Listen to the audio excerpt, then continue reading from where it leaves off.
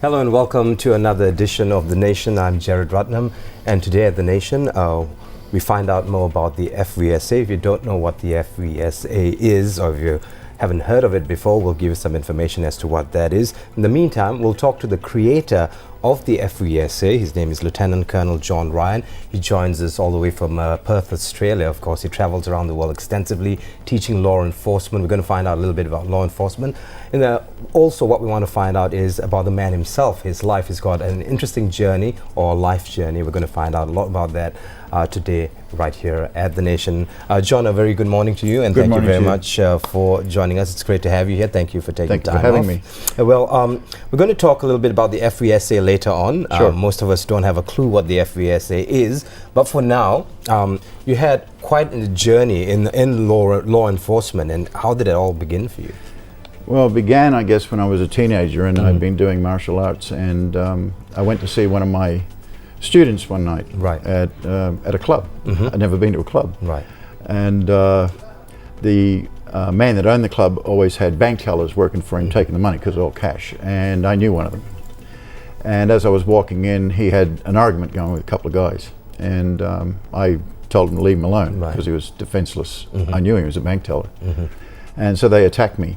And I've been doing martial arts since I was a very small child, and I just automatically reacted. And as I finished off taking care of the threat, the big boss walked out and offered me a job to be his bodyguard because he thought I was using a baseball bat, but I wasn't. I was using my hands. So your hands were like baseball bats back then. Yeah, so they say. So I sort of generated from there, but I realized the one thing in Australia at the time, that there was no one teaching security, bodyguard work, and if you wanted to learn anything about... At that time was back in? The 60s. The 60s, okay, yeah, I was very young then. Yeah. I usually say the 70s so I don't sound so old. Yeah. You don't give it away. It was actually the 60s, and So I started working, and I was already teaching martial arts to some guys. I'd introduced karate and kung fu because I had a lot of Chinese and Japanese friends, and that's how I went. And I'd been going to Japan and Hong Kong. So I started saving my money, and I would fly to the US, and I would enroll in security training classes and learn more. So I was I would be professional. So by the time I was 19, I turned full-time professional, and I learned about investigations as well. And of course, things were a lot more basic, the training then, in those days. So, and I still train. I still attend classes. I mean, I teach, but I still attend classes as a student as well. So after getting into the bodyguard business, you did training, you did security training, and then that subsequently moved into law enforcement. Yeah, well, actually, what happened was I was standing outside an academy one morning in Los Angeles, and this great big guy walked up. He said, "What are you waiting for?" I said, "I'm waiting for them to open. I've come from Australia and I'm training." He says, "Don't waste your time, come with me." And I said, "Well, who are you?" I mean, he's a big man, you know, and he flashed his badge, and he turned out to be a homicide detective. Roger Wilson, his name was. Very famous man. I didn't know at the time, but he's a very famous homicide cop. So he took me to some other people and some police officers that were actually training police. And they put me in the class. And it sort of took off from there. So I was actually, had come backwards and forwards a few times. I joined the Army. I'd been married very young. That split up. My lifestyle didn't go for marriage or children, unfortunately. And I joined the Army, and I was supposed to be in the military police because of my training. But because of my technology, they wanted to put me doing something else. So, as an Australian citizen, you joined the Australian Army. Australian Army, yes. While I was getting a bit disgruntled about Vietnam was on, and so there was an advertisement in the Australian Army paper looking for truck drivers and specialists, and I'd already got my license, obviously, so I went and applied, left the Australian Army and finished up in Vietnam working for an American company who told me I'd be driving trucks. I never saw a truck. I finished up in the Laos and jungle at an interrogation camp, actually. Right. So that's where that was your introduction to interrogation? That was my introduction. Tell us about that experience, being introduced to interrogation. Well, yeah. Well, interrogation was a very little... What kind of modern techniques did they use there? Well, hanging you out of a helicopter by your ankles. Fantastic. At 500,000 feet. Right. Was sort of something that I that was certainly quite an experience. yeah, it wasn't, and although I was a member of the team, that wasn't me, if you know what I mean. And I didn't see how that would achieve anything personally. Right. I could see the good cop, bad cop type routine. I saw that many times. And this had still worked, the good cop, bad cop routine. No. I think in some areas it does. Right. I just used it recently in the Gulf on an investigation there. I was running internal investigations and counterterrorism in Dubai. I did use it because of the culture the person came from, but I played both, the good cop and the bad cop. And then I used the FVSA, and then they told all their compatriots that I had a magic computer, so don't bother lying to Mr. John. Right. So that was cool. So this was your baptism of fire to interrogation, and how did it move forward from there? Well, from there I got wounded pretty bad. I finished up in Bangkok, and I got back to Australia, and I started just trying to get work and doing my own thing, but I wanted to work for myself. And from there I met a guy from the British SAS who wanted me to train him in martial arts. He was retired. And he taught me interrogation, and I would teach him martial arts. And he would teach me normal interrogation, as well as some pretty hard stuff. Right. Waterboarding and everything. I mean, I was confessing to things that didn't even exist. Right. And I sort of, it wasn't satisfactory. By the early 70s, I got a hold of a very old polygraph. And in the early 70s. Yeah, it was the ones with those needles. Yeah. It had, if I remember, it was a Stotling was a brand. It had 3 needles and it had thermographic, like an ECG. I've still got it, by the way. I still have it. And I accidentally, while the policeman, a retired cop from Las Vegas, was teaching me, and I accidentally, he said, "Oh, well, you're an American citizen." I said, "Yes," and that was the some of the previews. But I kept saying I was telling the truth, but it was a lie. And then he said, "You know, your blood pressure is going up and down, and that's my breathing because of martial arts." And I was trying to control a lot of stuff, and I realized that I was killing the results. Right. So then I found out about a guy from Vietnam, a military commander, intelligence man. Actually, his name was McQuiston. He was a polygraph expert. He was the expert of the 70s. And he didn't trust it anymore, and he invented a PSE. What's a PSE? Psychological stress evaluator. The Americans, Australians, were very good on initials. Right. Acronyms. Acronyms, Yeah, we're very good at acronyms. So I tried to get a hold of one. They were quite expensive. So I got enough money together, and I went to the States, and I got one. I've still got it, by the way. I never throw anything away. And we would record your voice, and they'd slow it down and play it through some filters, and same thing, ECG, you'd look at the chart and everything. So that seemed to work. The basis of this to look at your blood pressure levels and GSR, galvanic skin response, and you know, I was trying to work out, because I trained in first aid, because in Australia by law, if you do security or anything, you've got to be qualified in first aid.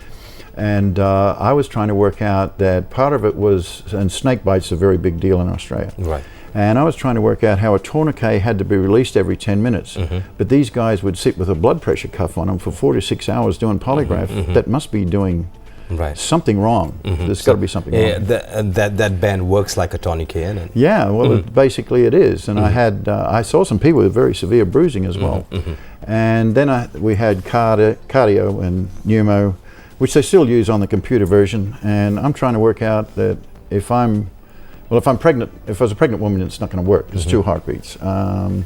If I had a few beers, I don't drink beer, but if I had a few beers, that's going to knock the hell out of it. Some of the old guys used to put a thumbtack under their heel in their shoe, but I found out if you just moved your toes and all that sort of thing, and then I found the training was introduced. You could, it would compromise. Basically, it compromises whatever results you'd get from a polygraph. But then I found the voice thing could be compromised as well. I could lower my voice, I could raise my voice, and the readings would come out and wouldn't show. It was actually voice. It wasn't about the rest of me, if you know what I mean. Right. But I just continued on this trail for right up till 2000. So from the 70s up until the 2000, many people were incarcerated for no reason. Oh, definitely. Yeah. And a lot of people were free when they shouldn't have been. Right. And of course, after Vietnam, and then we had the IRA. I was running security at the Tower of London during the IRA insurgency stuff. And in the 70s, I went back to Australia. And I was working, I learned about public transport, became the chief of the public transport for the West Australian government and everything, but I still kept traveling backwards and forwards, teaching. By now I was teaching quite a lot. And I was teaching interrogation, but I was teaching a non-confrontational type of interrogation. Okay, for those of us who don't know what non-confrontational I'm not going to no beating up. I'm not going to yell at you. No phone book. I'm not going to hit you with the phone book because that doesn't show bruises. I'm not going to twist your fingers, thumbs, or apply pressure on pressure points. I mean, I've had it done to me. I had some crooked cops I was investigating pick me up one night in Brisbane, and the guy's name was Glancy. He held me handcuffed over a table while his partner beat on me. And I suggested he come down to our dojo and train. My girls could hit better than that. I was trying to get him so he hit me in the face so I could show the judge, but he didn't. But he pulled out a gun and started pistol whipping me.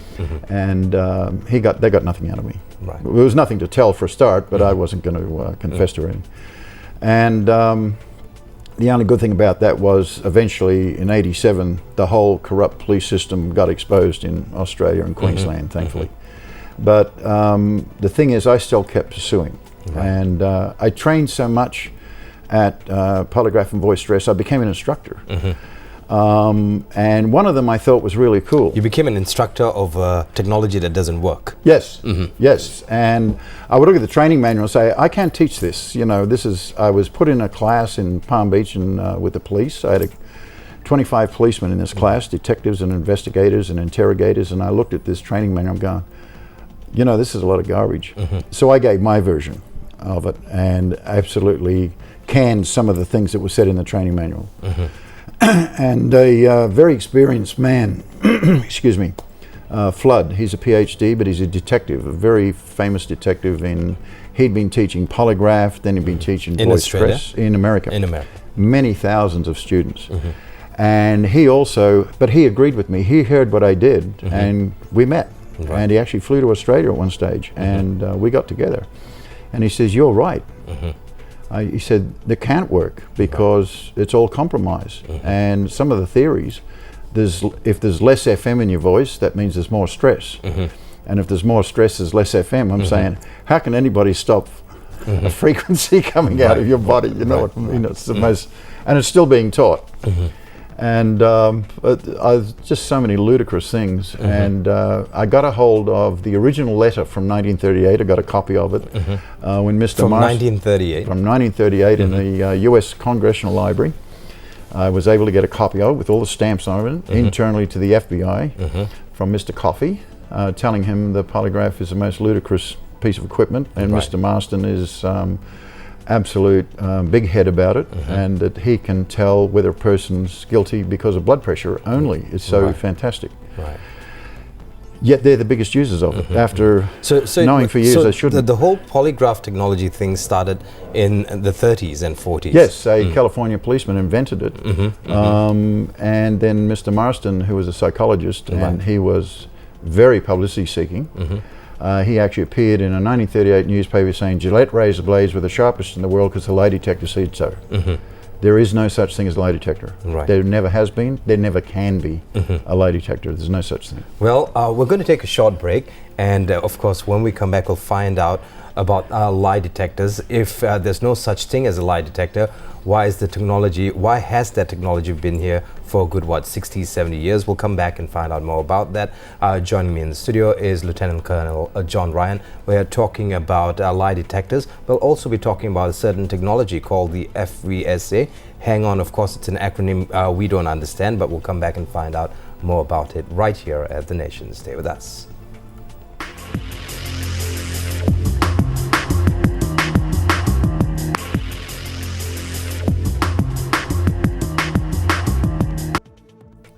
Welcome back to The Nation. We're talking about a new technology. It's called FVSA. Of course, it's not new. It's been around for a long time, but it's here to take over lie detectors or polygraph tests. I mean, most of us have heard of it before, but we've never studied or learned much about how a polygraph works or how a lie detector works. Well, we've got a subject matter expert in the studio with us, John Ryan, or Lieutenant Colonel John Ryan to be exact, who's here to talk to us about it. Now, I was saying before that the technology has been around for a good 60, 70 years, yeah? Yes, Yeah. 1930s it started.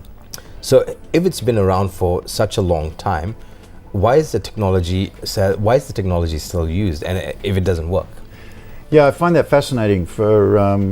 I have 11 commissions as a police officer in the US, and I know in some of the sheriff's office I work at, we have polygraphs and voice stress analyzers, and there's big signs on them, do not use this, it doesn't work. Right. But of course there's a lot of money being invested in it.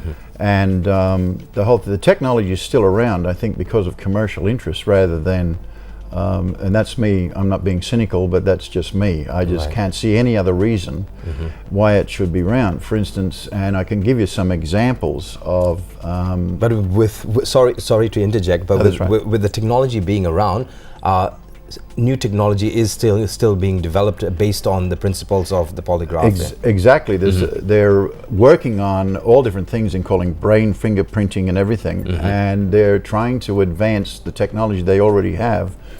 And this was based on an analog algorithm, FORIA, which is on the web. You can just download the algorithm if you wish. And that's been around, and all that's happened in the 1990s, instead of advancing it, all they did was digitize what they already had. So it went from analog to digital without any advancement. And the training went from 26 weeks down to 10. So the whole thing is, and I think there might have been a bit of ego about calling myself a physio pathologist or something, you know what I mean, all these nice terms. Then along came Mr. McQuiston, and then people started copying his evaluator, and instead of slowing down the speed, they introduced filtering with the McQuiston algorithm, so they could instantly see the voice graph. But that's all it was, it's voice graph, it's nothing else. And you would have that on your control panel, for instance, a voice wave, a sound wave, and it doesn't mean anything. The FBI developed identifying voices, so we can do that, but we need a sample of your voice to match with that, you know what I mean? So we have facial recognition is another thing that's come out of all of this, by the way. But facial recognition, I was in Mumbai after the terror attack as part of the Australian embassy, and there's no way in the world the facial recognition would work in the Mumbai railway station when 2 million people walk through. It wouldn't be good enough to capture a face, you know, but an individual entry in an airport or, you know, something like a border crossing, that's fine, it works fine there. So branches of the so-called lie detection became other things, but the polygraph and the voice stress analyzers still stayed the same. Nothing's changed. There's been no progress. So with all this information in hand, how did you develop the FVSA? How did you come up with the idea for the FVSA? Well, first of all, I'd qualified as instructor. I wrote a lot of training manuals. I think I've got 26 different manuals I've written for police, intelligence, and corruption agents. On how Are you on a wanted list somewhere? Yes, in Bogota I am. I exposed, I can't go back there, I exposed a corrupt crime organization within the military, been running for 15 years. And when I left, I was actually, I had to start carrying a gun there with my own. I was training their bodyguards, but I had to have bodyguards as well to get out of the country. So no, I can't go back. Yes, I am on a wanted list. So some parts of the Philippines I can't go to. So you developed or you created the FVSA. What is the FVSA? What's the acronym stand for? It stands for Forensic Voice Analyzer, but some newspaper guys put in S for stress, because that's how all the acronyms are done in the US and Australia. Forensic Voice Stress Analyzer. So, which is not true, because the last thing we want is stress. The thing is, I started developing my own, and then I realized I'm doing the same as everybody else. By the way, there's not one scientist, not one PhD, there's not one academic has ever developed any of this stuff that's around. It was invented by a policeman, a psychologist paid to have Gillette razor blades advertised in 1938. The Colonel McQuiston was an army man. He was a polygraph guy that decided to introduce voice. Humble, who was this doctor, of psychology decided he would introduce the voice stress analyzer, and then a lot of people copied all that. And then they found that Humble, Baker, and the 3 guys running Palagraph in the last 5 years have found out their PhDs cost $50, $149. So it was all phony. So the leaders of the truth industry were all liars. And I'd met a lot of these people and trained with them. Right. And was teaching on behalf of a couple of them at one stage, and I just couldn't teach that sort of stuff. So I realized, I thought, I'm trying to develop just like them. I'm a layman. I'm an end user. I'm an investigator. I'm a cop. But I'm not going to go like that. So I went to Murdoch University. I'd met a professor there. And so I asked his advice. I said, I need to hire somebody to do what I need to do. So he gave me the name of a PhD programmer who had already written programs for different countries and companies. Graduate from Curtin University in Perth. Right. A real PhD. I went to him and gave him my story. My son's done computer science at Curtin also, so I'm not a computer buff in any way. And so the two of them were talking, and he said, okay, all I need is an algorithm. And I said, not a problem. What the heck is an algorithm? I had no idea. Right. I'm not an academic.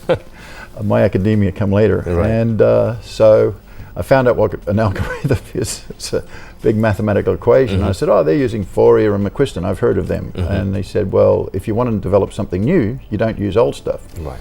And then my son said, well, Virtuous C++ is the computer language. And we said, well, we don't want to use that either. We want something totally different that's scientific. Because I went along to a couple of doctors I know, and medical doctors, physiology, and I did some study from the 1960s, I did some research. All of our muscle groups and all of our organs, when we open our mouth, that's voice. But embedded in that voice is a multitude of frequencies. And the multitude of frequencies is introduced by our internal organs and our muscle groups. Not the throat voice thing they keep talking about, but a lot. According to this scientific engineer I met from the University of Western Australia, who actually manufactures scientific instruments, that's all he does for a living. He said there are so many frequencies we don't hear on our voice because we don't hear up to a measurement called 20 hertz. Anything below that, we don't hear it. Right. He said, but where that's coming out of our mouth all the time because of our organs. So I found out how to beat the FVSA. If you can train your body and hold your breath and commit suicide, you can beat the FVSA because the vagus nerve won't allow you to do that. And that's helping your body produce frequencies. So we came up with a software using the mathematical algorithm, a PhD programmer. It took a while, 2004, 5, 6. We started to bench test in 2006. Right. What kind of bench testing? We would get people like you and test you. Right. in a situation that was not stressful in any way. We'd ask very innocuous questions. Right. But do you get people from different walks of life? Or oh, yes. You tested on prisoners? Now, how did you do that? I did. I actually went into, yes, I did. I went into one prison as a visitor and got permission. And yes, I tested a prisoner. Tested a couple, actually. Right. My son came with me on one, and he wanted to get out of there as he didn't like the inside of a prison. I mean, I taught inside prisons, I'd worked inside prisons, so it didn't worry me too much, but I understood how he felt. Right. Yeah, as a matter of fact, we tested one guy and we found out he shouldn't have been in there. But of course, that's the court had made its decision. It's nothing to do with us, but it was interesting. Basically, what it does is it looks for how much the muscles are being stressed within your... No. It captures, we all produce frequency as we're talking. Right. You're listening to my spoken voice. It goes through the vagus nerve too. The vagus nerve is, for instance, you know, people say, oh, I shaking with anger. Right. Well, it's not true, that's adrenaline. The vagus nerve actually then controls your system down and the shaking stops because it likes you to be normal. So the vagus nerve in that instant has produced frequencies that we cannot hear if we're talking or if we're yelling or screaming. So the FVSA picks up these frequencies? The whole thing, everything. We range from the very low frequencies down to almost 8 or even less because the microphone and the software up to 16 kilohertz. So no matter what you say, we pick it up. Right. And the software filters it. And that's the secret, is the filtering, and displays it on the screen as a graph. And if your normal speech is diagonal, and if you're deceptive, or you haven't been totally truthful, it moves horizontal. And it doesn't have to have any stress. It doesn't have to have any consequence like all the others. Right. You must be a consequence. With us, it doesn't have to be a consequence because it's all natural. Okay, so it's purely scientific and very simple. Right. And we get instant results. Okay, we're going to take a short break, and we, of course, when we come back, we'll find out where it's been introduced, which country or what country uses the FVSA now. Are we implementing it here in Malaysia? That's more important. And also, I understand you're going to do a little bit of a test on me. Yeah, I thought your wife rang me, and she did. Well, stay with us right here at The Nation. We're going to come back shortly and find out more about the FVSA. Of course, I'm going to be tested. I'm the guinea pig this morning, and we're going to find out a little bit more about what we can do with this thing and who needs to have one. Stay with us right here at The Nation.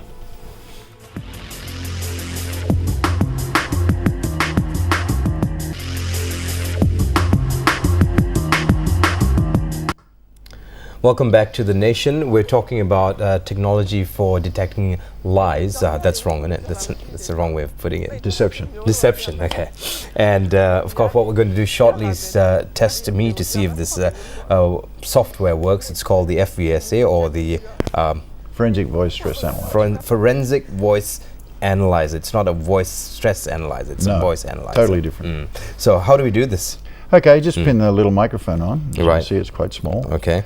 The condensers are actually made by the Yeah. same Chinese company that make the Yeah. ones for the. Thanks. for I the feel better computer. already. Yeah. Well, your wife didn't really ring me, but I just. So all we do is the software is embedded in this, and it can be embedded in any Windows-based computer. Right. And I turn the microphone on and off by using the space bar. So I ask you a question, and now we can record a whole conversation, Right. but then it will take hours for me to go through and analyze each spoken word, right? So what we do, we to ask our subjects to answer yes or no. So we Right. close the questions. Unlike media, we ask open-end to get a narrative. On interrogation, we ask close-ended questions, so we get yes or no. Right. Okay. So, and I'll ask you innocuous questions. Okay. I promise you. I'm not here to embarrass you. But the whole thing is that what It's getting hot in here, man.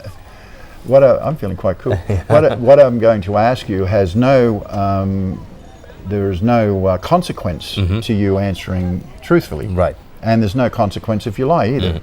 So for instance, here's the question, just answer yes or no, whichever you feel is the truth. Have you ever driven over the speed limit? No. So this time I'll ask you again, you say yes.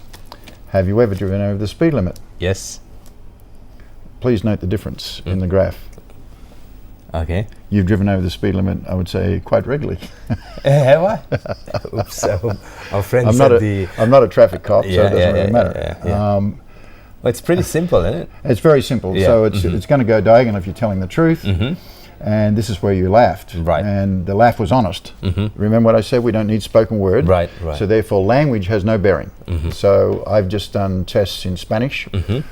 Tests have been done here in Malay, Chinese. Right. I did some tests in Arabic, and my Arabic was pretty crummy, but the answers were in Arabic, and didn't make any difference. So if you have technology like this, you need to have a license to have something like this? Does one need to have a license to have something like this? No, we issue an EULA, an end user license agreement, so there are some countries we will not deal with because they don't recognize copyright, and the end user's license agreement. Because, look, we can use this over a telephone. We have done. We've used it over two-way communication. Right.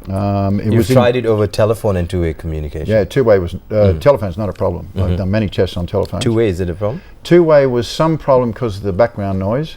They actually had guns going off in the background, this, as you may see here, that's background noise, and our software drops it down, so we know it's not voice. So it's just, you can imagine, static electricity and gunfire and everything made it really hard. Right. But it gives us an indicative result. The Indian government asked us, could we do it so it's instant with 3 or 4 questions for border crossings. So we've done that. So now we have a border crossing one as well. So we're very, Joe Bloggs can walk in and buy a polygraph. Joe Bloggs cannot walk in and buy this. It has to be a government agent Right. a security agency, and if you're a private anti-corruption. Anti-corruption. No, that's my favorite subject. Is corruption and terrorism, my two favorite subjects. And general crime, I've done. I was just in Hyderabad, Right. and the superintendent there asked me, "Well, that was a great demonstration. Now I have 5 suspects from a cold case outside. Will you interrogate them and test them?" And I got the 2 guys. So that was very satisfying. You're pretty confident with the results. It's how many % would you put the results? Now look, my programmer, I asked him that. He actually came, and so did the other guys, the scientists. They actually sat in a class so they could see what I wanted and what I was looking for, so they would understand better. Most academic people don't do that. They develop something and that's it. They don't know anything about it. Come and sit in class. He says, on the bench, and because we've developed it, and it works on human physiology, which no one can interfere with. You can't alter your own physiology. Right. It's 100%. But because you've got humans interpreting and turning the microphone on and off, that will drop a percentage. Right. So in actual fact, the reports we've got back, we have written reports from the Sabah incident in your country last year, for instance. I didn't know about that till August. Right. I have reports from the Bangladesh War Crime Tribunal, and I have results from what I was doing, internal theft and terrorism, counterterrorism in Dubai for 6 months. I also have the results from Colombia. Right. Everything so far since 2007, and from Burbank Police Department, 100%. We've never had 100%. We've never had it compromised, but we've had many attempts. Right. Many attempts at compromising it. And I even had one in India in front of the Australian ambassador when I was doing a demonstration. And they brought out a 25-year veteran interrogator who purposely tried to get it, and we got him. Is law enforcement in Australia using this now? Now, this is the funny thing. In Australia, they're forbidden by law since 1986 to use anything with voice or lie detection. But ours is not a lie detector, it's not polygraph, and it's not voice. So it has been used for cases there, yes. Right. But it hasn't been implemented in every state? No. You see that happening? It's very controversial at the moment. It is still very controversial. It's controversial everywhere. But is being used in several countries now, and very successfully. And in America right now, it's replacing a lot of the old technology in 16 police departments right now as we speak, in the next 60 days. Right. Compared to a polygraph and or a lie detector, with this technology, what's the price difference? Is it? This is actually probably costs less than half of a polygraph, including training and everything. I think, off the top of my head, I'm trying to think in ringgit, probably 50,000 ringgit would get you agents trained, the software, a full week's training, very concentrated, a big examination at the end. So at this point, what kind of challenges do you face in promoting this or in using this? Look, I'll be honest. Look, I'll be honest with you. We don't promote it too much. We've got a web page, and if anyone's interested, they just get in touch with you. We put an ad in the Chiefs. I'm a member of the International Association Chiefs of Police. I'm also a member of the Counter-Terrorism Research Center, the Terrorism Research Center. I'm a life member of the Deputies Association. I advertised once in their magazines in 2008, and that was it as far as I'm concerned, because people talk. And there's several departments in Malaysia now using it with great results, 100% results. And the same is applied. Singapore government agency using it as well. My son and I just did a major robbery, and the police told the victim they don't have him, but they know a guy that did. So when I did the test, the police were there, so got the guy. Right. We'll take another break, and when we come back, of course, we're going to find out more about what happens from here on end. You've got the technology. How are you going to further develop the technology? Also, what we want to talk about, maybe get your 2 cents worth in what happened in Sydney a while ago. Right? Yeah, we'll talk a little bit more about that when we come back right here at The Nation. Stay with us.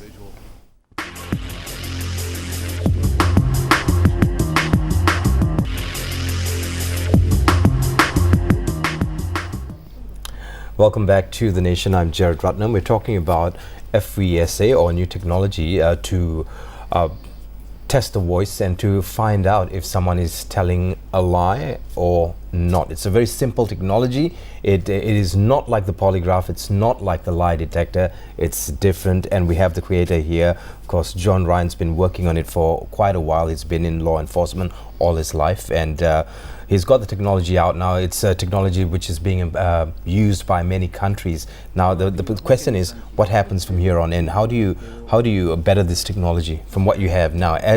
It sits as a software. It sits as a software. We've actually we have increased its ability in the last 2 years. We keep going through it. We've just added another feature to it. Right. Another thing we're adding to now is they brush over the one thing we do, because if I keep asking you about a subject, your system will calm you down, and that's what's been done. Right. And we found some of the voice analysis, you could actually cut and paste the result. So we've done stuff to stop all that. The integrity is with the analyst all the time. It automatically records the date, the time, and the length of the interview. If you ask the question more than 3 times, it voids the test, because that means that means the analyst is trying to compromise. So we've got all this stuff in that's constantly being changed all the time. So it's stuff like saying, if I question someone or interrogate someone using this technology, now what happens is we get the results and we find out that this person's lying, is not giving us proper information. Can that be used in court? Well, it has been used in court, and the Dr. Singh from the Forensic Laboratory in Delhi wanted me to donate the software to them. They're a non-profit government organisation, because they wanted it accepted totally in their court, because they've changed legislation now to ban some of the uses of polygraph and a few of the others. So the whole thing is, I designed this not to be used in court. I designed it as an investigative tool. So I test you, you're my subject. I test the subject. I find the subject deceptive on certain things. I then ask more about that. I then go to the investigators or the intelligence agency or whatever, and I say, okay, this person should become a person of interest, and this is why. Then they use that result as a tool to concentrate on you, which they did just recently on a subject, and found, in fact, he was one of 9 subjects that we tested. It all pointed to this one person. The 2 agents then concentrated on that one person, and they got him with corroborative evidence that they were able to produce in court. But because the guide from here, the FVSA, had given it to them, that meant, number one, we didn't have 18 agents looking at 9 people. We had 2 looking at 1. So the cost in itself was great, saving, and then we got the real guy with corroborative evidence that matched this. So it's been, so I hadn't designed it or thought about it that way. But I'm an end user, I'm a cop, I'm an investigator, and that's the way I look at things. But I could see that where, for instance, I demonstrated this to our immigration minister some time ago in Australia. He said that he felt ASIO and federal police should use it. And so did the Australian ambassador to India when he saw it being used. So we're hoping that that will happen, because incidents like you mentioned before, Sydney, what's just happened in New York, what is going to happen, unfortunately Australia, Malaysia and a few other countries, these lone wolf episodes, because we have people in Syria and Baghdad who have no interest in any true Islamic belief, but are there as gangster jihadists, and that's what they're called by their own people. There are several hundred Americans, Australians, and even one of the men that was actually committing some of the atrocities on film was actually from England, and another one from Scotland. So, and these people could travel quite easily through our countries, get rid of their beard, the kandora, and dress like you and me, and that's unfortunately, or go on Facebook. Well, so speaking of terrorists or terrorist groups, that unfortunate incident in the Sydney Cafe Lind heist, so not a heist, the siege, sorry. What are your thoughts on it? I was angry, number one, that he was even walking around, because I know about him, and number 2, that the law was so slack in New South Wales that on a murder or assault or rape charges that you could be on bail, because I'm used to working in jurisdictions where if you are charged with murder or rape, you are remanded in custody until your case comes up. And all the warning signs were there, and this is where our instrument comes in handy, because that gives length and weight to what you suspect, and then you have it from the person themselves. Right. So can I ask a simple question like, did you rape or murder this person, and will that tell you the truth? That's exactly what we do ask. They're very direct. We never beat around the bush. Yep. We don't say, did you have an affair? We say, did you sexually penetrate? It's very direct. We don't say, do you know how to make the bomb? We say, did you make the bomb? Do you have any knowledge of making the bomb, and did you make the bomb? And that's, it's very direct. Right. So there's no question about it, and we do it with them. Is this how you would say this? Right. And they help us make up the questions. So there's no trickery. This technology is also being used for counterterrorism. It's being implemented, or it's been implemented in Dubai already. Yeah, I was using it there, and I was running the counterterrorism and security risk management for all the public transport. RTA is the biggest government department in the whole of Dubai. No, although I noticed in the RTA car, if I had my government car, that people were more terrified of me than the police. So right. I don't know what they did before I got there. Right. But we now are at the stage where we've got between 60 and 100 border agents in the African continent are going to be trained in the next few months as well. So. Right, right. So now you're here, you're of course training people in Malaysia, training various agencies. I've just finished training some agents here for your government, and I'm back in February to train some more. Right. So I like Malaysia. I've been here a few times, to be honest with you. Yeah, I'll definitely have you back on the show once again. Well, before I let you go, your message to Malaysians with regards to lie detection or the FVSA? My message is this: there's technology available to assist you to find out the truth. And if you need to know the truth, you need the FVSA. It's that simple. Right. With that, I would like to thank you for joining us right here at The Nation. Of course, we'll be back tomorrow yet again with another guest. Thank you so much, John. Thank you for having me, and I appreciate it. Coming in, it's a pleasure to have you here. We hope to have you back again at some stage. Thank you. You have a great day ahead. We'll be back tomorrow with more for you right here on Bernama TV. Stay with us.